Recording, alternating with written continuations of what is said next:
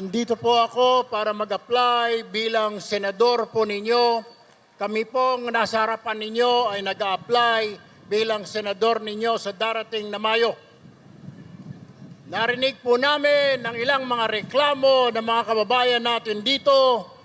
Yang reklamo, yang kalsada, yang Andaya Highway, laging sira. Hindi na naayos-ayos simula ng ginawa ng Diyos yung kalsada na yan. Bakit? Alam niyo na kung anong dahilan. Bakit laging sira yung kalsada na yan? Kagagawa lang ng kalsada na yan, bukas sira na. Alam niyo na kung dahilan kung bakit. Yung airport ninyo sa Naga, sa Pili, pang umaga lang. Anong klaseng airport? Dapat ang airport kahit gabi kailangan lagyan ng ilaw. Pangatlo, problema din yung dati. Kinikwento lang po ng mga kaibigan ko na tiga Bicol. Nakakapag-train sila galing dito papunta sa Maynila. Ngayon wala na. Wala nang masakyan na tren. Isa pa hong problema ang nirereklamo kanina ay yung laging baha dito po sa inyo. Alam nyo kung ano ang dahilan at hindi ko na sasabihin. Yan ay dahil napupunta lamang ang budget sa kung kani-kanino, napupunta po sa bulsa ng ilan. Simula po sa Mayo, pinapangako ko, tutuldukan na natin yung issue na yan, yung kalsada na Andaya Hall na yan, hindi na masisira pang muli. Yang pagbahaho ninyo na problema rito, aayusin natin dahil sisiguraduhin natin na aayusin ang flood control ninyo. Hindi lang yung huhukayin yung ilog, kundi talagang lalagyan natin ng mga drainage, ang mga kalsada dito sa Kamsur. Lalagyan din natin po ng ilaw, yung Naga Airport para pwede na maglanding ang aeroplano dyan ang gabi. At ibubulong po natin sa Pangulo na ibalik muli ang Bicol Express. Ayan po mga kababayan, ang speech po ni Erwin Tulfo doon sa Camarines Sur. Sabi niya nga po ay yung Andaya Highway daw na panay sira ay hindi na daw masisira muli kapag siya ang makaupo sa Senado mga kababayan. Pati yung tren na buwibiyaheng Manila hanggang Bicol mga kababayan ay ibubulong niya daw sa Pangulo mga kababayan, no? Na ibalik doon sa Bicol. So bakit hindi niya binulong na ngayon or nung nakaraan pa mga kababayan, kasi natigil na po itong biyaheng tren, no? From Tutuban hanggang Calamba hanggang Bicol yata. Di ko alam, parang wala na yata ding biyahe. So bakit hindi niya ibulong, kasi close naman sila mga kababayan. Yun po yung tanong natin, no? Bakit hindi mo binulong? Lagi naman kayo magkasama niyan sa mga rally ninyo nung mga nakaraang buwan, no? Bakit hindi mo binulong kung kailan pa ibalik yan, saka na ba kung makaupo na kayo? So yun po ang aking tanong mga kababayan, personal na tanong ko po yan. At pati nga po yung airport daw dyan sa Kamsur mga kababayan na walang ilaw. So pang umaga lang daw, wala daw sa gabi kasi wala nang ilaw. So bakit hindi pa nila nagawa mga kababayan? Tanong ko lang po, bakit hindi niya nasabi or na-raise yung question na yan doon sa ating DOTR. So pati nga po mga kababayan yung napaka-controversial na flood control dyan sa Bicol. Ayan, sasabi niya ay alam ko na alam nyo ang dahilan, no? Bakit daw nagbabaha dyan sa Bicol, dahil doon sa flood control nga kung saan napunta ang pera. Ayan, so siguruhin niya daw na hindi mapunta yung pera sa kaninong or sa kaninong mga bulsa mga kababayan. So ito naman po si Senadora Amy Marcos. Panoorin natin kung ano po ang kanyang mga sasabihin mga kababayan. Kung bakit sa amin nakakauwi ng 7-8 oras. Kayo sa Bicol, nakakaawa ang kalsada po natin. 15 hours, 20 oras, 18 oras. Ayusin na natin para tunay siyang maging Bicol Express. Mabilis, maganda, matulin ang takbo. Hindi ang ganyan. Ang talagang Pangarap ng aking ama noon ay magkaroon ng tren na buhayin sa wakas ang Philippine National Railroad. Meron tayo dati, andun din yung North Rail, umaabot sa La Union mula sa Manila. Umaabot mula sa Manila hanggang sa Legazpi. Anong nangyari sa tren na yan? Bakit nawala yan? Ibalik natin ang tren. Bullet train na. Lawag, Manila, Legazpi. Kaya natin yan. Magkaisa lang tayo. Yan ang kinakailangan. Hindi ko rin maintindihan sa galing ng Bicolano kung bakit ang taas-taas ng presyo ng gasolina. Nabalitaan ko, dumaan ako dito, 68 pesos, 69 kada litro, mas mahal pa sa Manila. Nung tinanong ko, magkano ang minimum wage? Ang minimum wage ninyo ay pinakababa yata sa bansa. 395 pesos lang. Pinagkait pa yung 400.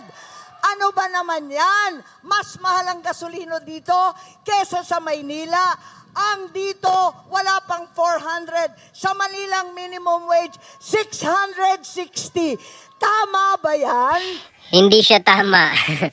So yan mga kababayan, no, si Senadora Amy, parang yung mga sinasabi niya ay sapul nga po yung administrasyon ng kapatid niya, no, na kung saan ang kapatid niya ang presidente mga kababayan ng Pilipinas.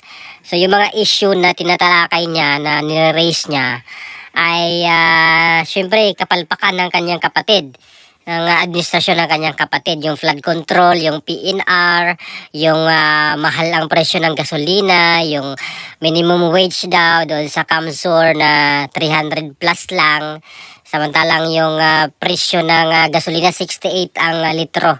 So ayun mga kababayan, no, ito naman po si Attorney Vic Rodriguez mga kababayan, pakinggan po natin na talagang sinuplan niya yung nangyari doon sa PNR, ang biyaheng PNR ng Tutuban hanggang Calamba, tapos sa Calamba to Bicol. Meron po siyang expose mga kababayan. So panoorin natin bakit po natigil ang biyaheng Tutuban to Calamba and Calamba to Bicol mga kababayan. Meron po siyang pasabog mga kababayan. Panoorin po natin. Halaga po ito yung ating mga kababayan sa Bicol at yung sumasakay dyan sa tinatawag nating PNR, yung Philippine National Railways. Mahalaga po ito dahil kung napapansin po ng ating mga kaibigan dyan sa Divisoria, dyan sa Tutuban, matamlay na po ang hanap buhay dyan. Malungkot, walang ganong activity. Bakit? Pinatay po nila yung linya eh. Yung Tutuban papuntang Calamba, pinatay po yan ng PNR. Dahil daw po gagawin nila yung riles. Huwag po kayong maniwala doon. At ang may kagagawan po niyan, yung mga incompetent officials ang ating riles. Wala na po sila ngayon dyan. Yung isa ay nandyan na sa PCO, dalawa po na sa PCO na. Dalawa na sa PCO, yung isa nagretiro. Dahil pumuputok na po itong issue, yung incompetence dito sa riles. Alam mo ninyo, itong tinatawag na binida rin ho nila ito eh. Noong huling SONA 2024, yung sinasabi nilang Railway Renaissance. Binida po nila yan na lalawak ang riles ng tren sa Pilipinas. Isang malaking pangbubudol.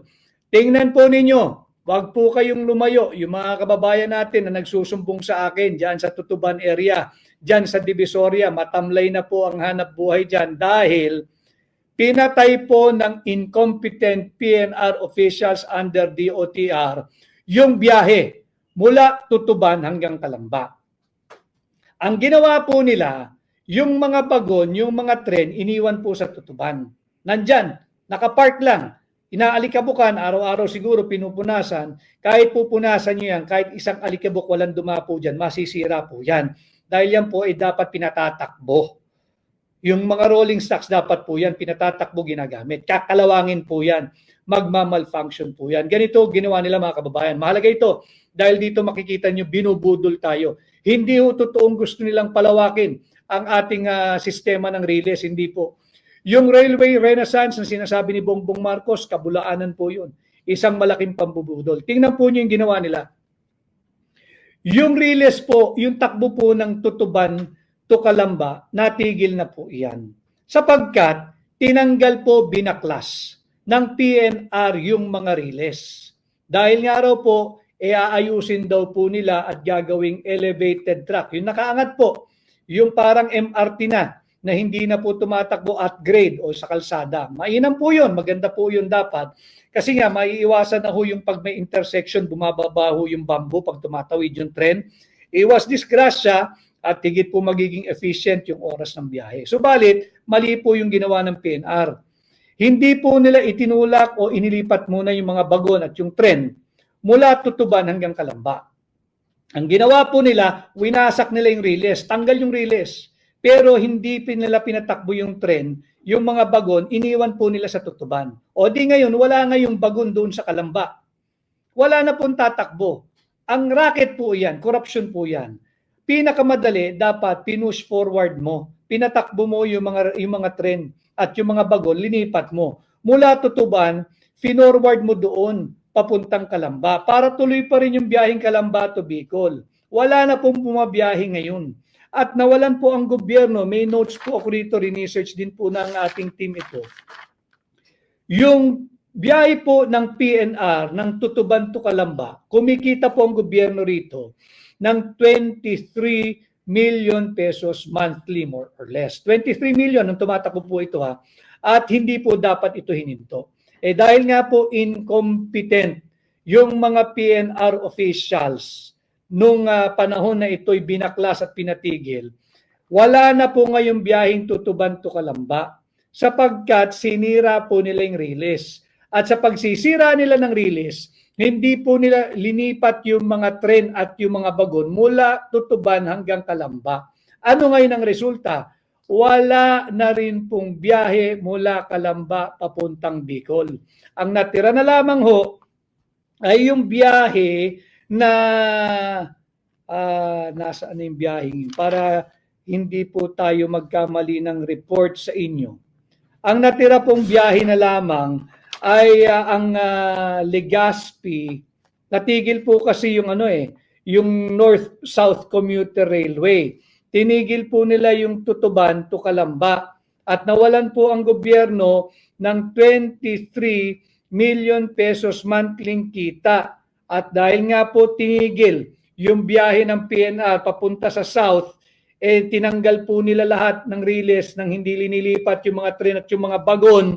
Kaya apektado po ang 26,000 daily passengers. Saan mo ngayon isasakay itong dislocated, displaced 26,000 passengers? Hindi ho ba kayo nagtataka? Higit na lumalala ang ating traffic. Hindi po mag-i-improve yan. Kasi yung dapat sanang tutulong para po mag-improve yung traffic, itong PNR na biyahe ng Tutuban to Calamba, Calamba to Bicol, tinigil po ng PNR yan. Ang natira na lamang pong bumabiyahe ay yung Naga to Sipokot at yung Naga to Legazpi. Maliit lang po ito.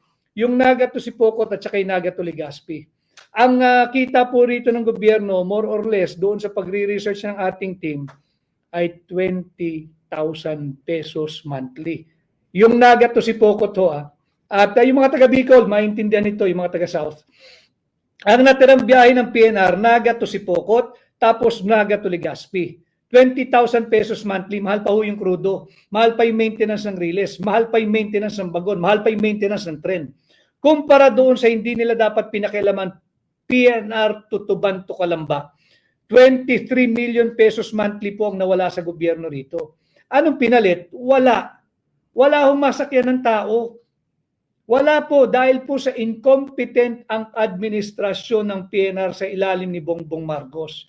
Winasak po nila yung riles. Dapat po yan ay elevated track. Tama. Pero meron pong inalat ang Pangulong Duterte nung kanyang presidency ng 10 billion. 10 billion gagamitin po ito dun sa tinatawag na rail alignment or track relocation. Yung rail alignment or track relocation, hindi po kinakailangan wasakin yung existing na riles. Habang ginagamit po yung existing na riles, binubuo po sana yung elevated track para hindi po ma-dislocate, hindi matigil yung biyaheng Tutuban to Calamba at lalong hindi matigil yung biyaheng Calamba papuntang Bicol. Habang inaangat po yung tinatawag nating elevated rail, patuloy pong tumatakbo sana yung mga existing trains at nagagamit natin yung mga bagon ng PNR. Subalit, dahil na rin sa incompetence, tinigil po nila. Mga kababayan, alam nyo ito, sa Tutuban, wala na pong hanap buhay doon. Tinigil nila yung Tutuban Calamba na biyahe. Iniwan yung tren sa Tutuban. O di ngayon, buhatin mo yung tren, yung kada bagon mula Tutuban hanggang Calamba. Napakahenyo po ng mga tao sa ilalim ng Marcos. Ito po yung mga usapin ngayong halalan, ngayong kampanya. Napakinggan niyo po mga kababayan ang mga pahayag ni Attorney Vic Rodriguez. So yun pala ang dahilan, no?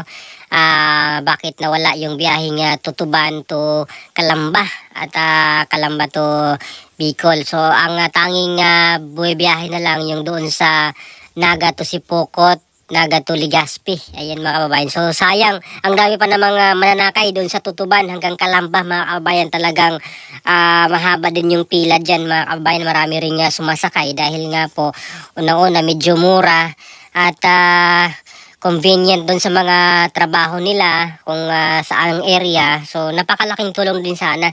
Kaso nga tinanggal at tinanggal pa nga daw pati ang yung mga railis mga kababayan. Kaya kawawa yung mga commuter talaga. At wala naman daw ipinalit mga kababayan, no? Ang administrasyon ngayon, yung PNR under sa Marcos administration, wala namang ipinalit na alternative. Samantalang nung panahon daw ni PRRD, meron pong allocated budget na 10 billion yan para doon sa parang gawing elevated na yung nung release mga kababayan. So, yun ko bakit yun yung ginawa nila ngayon. Wala naman pong ipinalit, no? Na alternative doon sa PNR. Bagkus tinanggal pa nila yung mga release ng tren. At masaklap pa, iniwan tren doon sa Tutuban area. So, sabi ni Atty. Vic, dapat nilipat doon sa Calamba. Kasi kung dito tinanggal sa Manila to or Tutuban to Calamba na area, para sana ay makagalaw pa rin yung Calamba to Bicol. So hindi po daw yun ang nangyari. Bagkus itinambak na lahat ng mga tren doon sa Tutuban area. Wala na po yung mga wasak na yung mga riles. Kaya yun po yung concern po ni ni Atty. Vic mga kababayan. So sayang. Ano pong opinion nyo sa mga sinasabi nila dito na mga concern or mga issue, no? Syempre. So, ano pong opinion nyo? Please comment down below. Maraming salamat. God bless po sa ating lahat.